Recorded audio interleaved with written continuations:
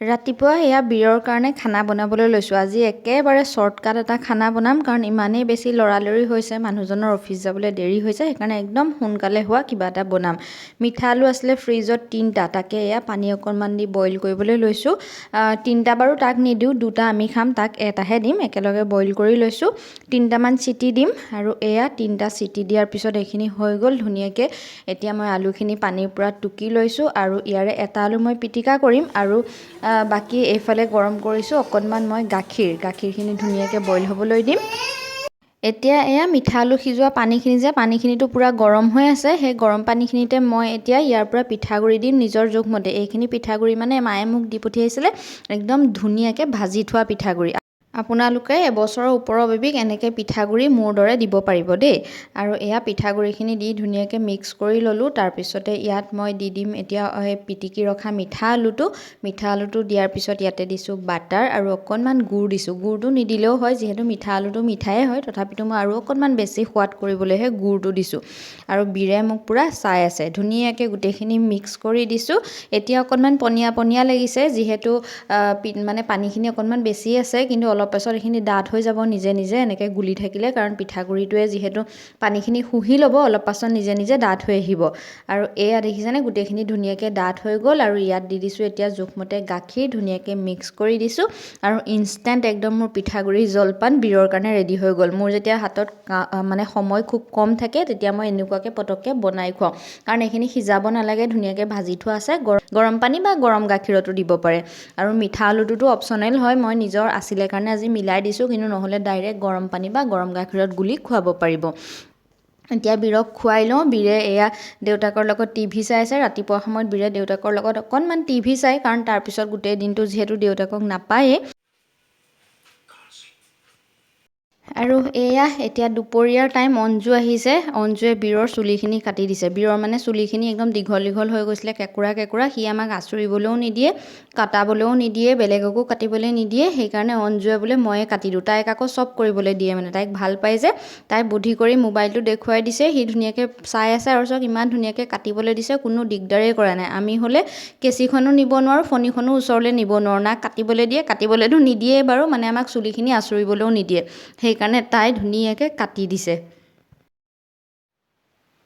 আৰু এইফালে এয়া চুলি তুলি কটাৰ পিছত গা পা ধুৱাই ভাত খুৱাই দিলোঁ। এতিয়া বীৰ শুলে, আৰু শোৱা সময়কণতে মই একদম বহুত ডাঙৰ কাম এটা কৰিবলৈ লৈছোঁ। এয়া মানে মই কাৰ্ডবৰ্ডবিলাক যে, কাৰ্ডবৰ্ডৰ পৰা কাটি কিবা কেইটামান শ্বেপ দি থৈছোঁ চৰাই নিচিনা, মানে ৱাল হেঙিং কিবা এটা বনাম বুলি ভাবিছোঁ, DIY। বহুত দিনৰ পৰাই মোৰ মানে কৰিবলৈ মন গৈ আছিলে, কিন্তু বীৰৰ কাৰণে সময় উলিয়াব নোৱাৰোঁ যে।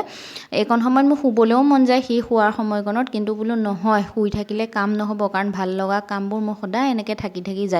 বীৰ হোৱাৰ পৰা মানে মই এইবিলাক কাম একো কৰিবই নোৱাৰা হ'লোঁ। সেইকাৰণে এতিয়া বোলো নহয়, লাহে লাহে আকৌ ভাল লগা কামখিনি কৰিবলৈ আৰম্ভ কৰোঁ। এনেকৈ কিবাকিবি এটা ঘৰতে যিহেতু সোমাই থাকোঁ, ভাল লগা কামখিনিকে কৰি থাকিলে মনটোও ভাল লাগি থাকে। সেইকাৰণে এয়া মোৰ কালাৰ কৰিবলৈ আছিলে, অকণমান বোলো কালাৰখিনিকে কৰি থওঁ, কাৰণ যিহেতু শুকাবলৈও অকণমান টাইম লাগিব। সেইকাৰণে বীৰ শুওঁতেই আজি এয়া আৰম্ভ কৰিছোঁ কালাৰ কৰিবলৈ।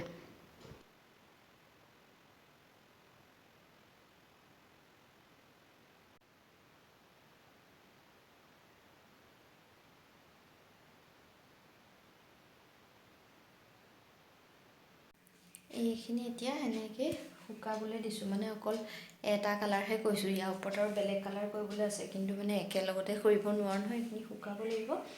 সেইকাৰণে বীৰ শুই থাকোঁতে প্ৰথমে এটা কালাৰ কৰি লৈছোঁ, এইখিনি শুকাওক, তাৰপিছত আকৌ বেলেগ এদিন মানে ইয়াৰ ওপৰৰ কালাৰখিনি কৰিম। আৰু মোৰ এনেই কৰোঁ বুলি ক'লে পটককৈ হৈ যায়, এইখিনি শুকাবলৈও এনেই বহুত বেছি টাইম নালাগে।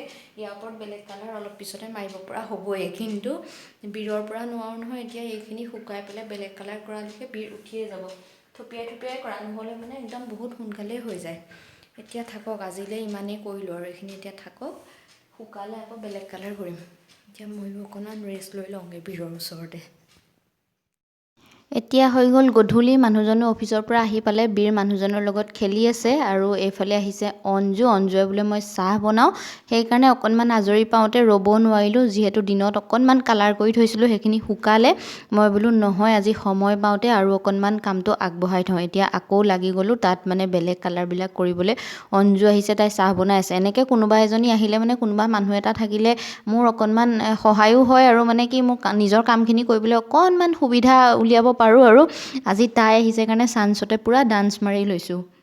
আৰু মই যে এইবিলাক কিবা কিবি বনাই আছোঁ, পিছফালৰ পৰা মানুহজনে পূৰা মোক এনেই জোকাই আছে, মানে বস্তুবিলাক বেয়া কৰিবলৈ চাই আছে।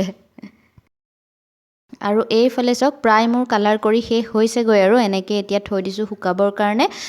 ক'ত কেনেকৈ কি কৰিম আৰু কিবা কিবি অলপ কৰিবলৈ আছে, কেনেকৈ কি কৰোঁ আপোনালোকক বেলেগ এটা ভিডিঅ'ত দেখুৱাম বাৰু। আজিলৈ এয়াই আৰু এইফালে আমাৰ অঞ্জুৱে বনাই আছে চাহ। তাই আজি নিজে বেকাৰীৰ পৰা কিবা লৈ আহিছে আৰু এইফালে তাই নিজেই বোলে আজি চাহ বনাম। অঞ্জুৰ স্পেচিয়েল চাহ। হা, আজি অঞ্জুৱে স্পেচিয়েল চাহ বনাবলৈ আহিছে আমাৰ ঘৰত। ইলাইচি তাৰপিছত আদা চব তাই দি মেলি বোলে আজি মই নিজে চাহ বনাম, তুমি বনাব নালাগে। সেইকাৰণে মই আজি বোলে তাই মন গৈছে নিজে চাহ বনাই খুৱাবলৈ। আৰু এইফালে অকল চাহেই নহয়, এয়া আমালৈ কিবা লৈও আহিছে। এয়া একেলগে খাবলৈ এয়া লৈ আহিছে। আৰু এই দুটা বিস্কুট নহয় বাৰু, এই দুটা আমাৰ চুনুৱে খাব। এয়া অঞ্জুৱে বেকাৰীৰ পৰা লৈ আহিছে, আহি পেলাই মোক ফোন কৰিছে, চাহ খালি নেকি বোলে, মই কিবা আনিছোঁ, মই গৈ পেলাই চাহ বনামগৈ বোলে, অকণমান ৰ। এতিয়া বনাই আছে ইলাইচি দিয়া চাহ।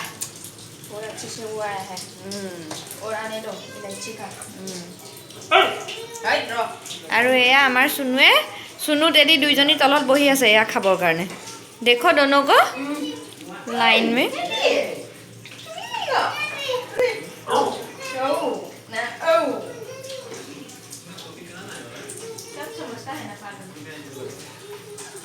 এইফালে বাপ বেটা বিচনাত আৰাম কৰি আছে। হাই দেহা, হাই হাই। হা क्या ओह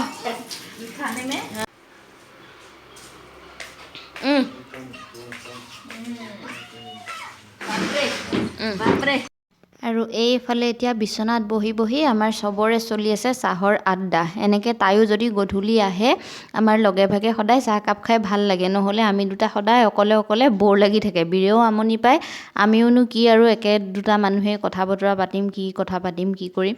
সেইকাৰণে তাই যদি আহে অকণমান আমাৰ গধূলিটো জমে, মানে তাই আহিলে ভাল লাগে। আজি সেইকাৰণে মিলি জুলি গোটেইকেইটাই চাহ বিচনাৰ মাজতে লৈ পেলাই এয়া আড্ডা মাৰি মাৰি চাহ খাই আছোঁ।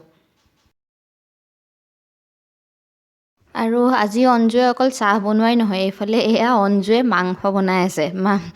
দিনুৱে মাংস লৈ আহিছিলে, অঞ্জুৱে বোলে আজি মই নিজে বনাই খুৱাম তহঁতক। ভালেই পালোঁ। তাই এইফালে এয়া মাংস বনাই আছে। তাই মানে বিৰাট আগ্ৰহী, এইবিলাক কিবা কিবি আনিলে নিজে বনাই মেলি নিজেও খাব, আমাকো খুৱাব। যোনেই নহওক মানে তাই বনাই মেলি খুৱাই ভাল পায়। সেইকাৰণে আমাৰ ঘৰলৈ আহিলে ময়ো ভাল পাওঁ, মোৰো অকণমান লগ এটাও হয়, কথা বতৰা পাতিও ভাল লাগে, মানে সময়টো ধুনীয়াকৈ পাৰ হৈ যায় আৰু মই বনাম বেলেগ কিবা এটা ভাজি, তাই বনাই আছে মাংস, এনেকেই চলি যাব আৰু গধূলিটো।